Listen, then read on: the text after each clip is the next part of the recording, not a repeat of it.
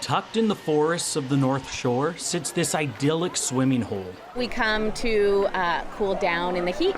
Lynn Canyon is a hit with locals and tourists alike. We did a bath here in the very cold water. While there's plenty of picturesque beauty to take in, there are also some risks for swimmers. Despite the numerous signs warning of the dangers, jumping off cliffs is a popular pastime at spots all along the river.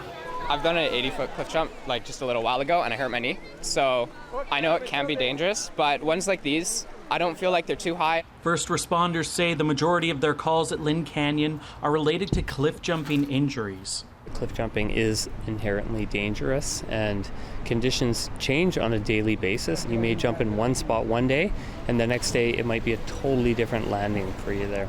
Already this week, the service has responded to 2 calls here.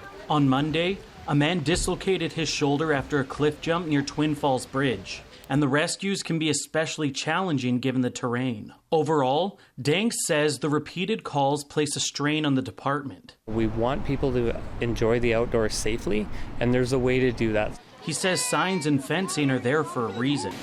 Though there have been no deaths this year, the area has seen its fair share of tragedies. Over the past few decades, about 20 people have died in this canyon. Still, many love to take the leap.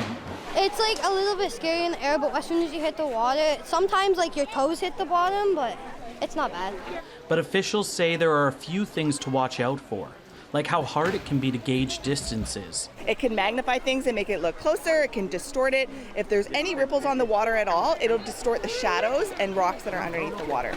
Not to mention the water being cold, which could cause your body to go into shock. Everybody wants to come home from a day at the water, and every year over 400 Canadians don't come home when they thought they were going to have a fun day recreating around the water. She says know your skills, understand the risks, and recognize that swimming in open water is different from a pool. Joel Ballard, CBC News, North Vancouver.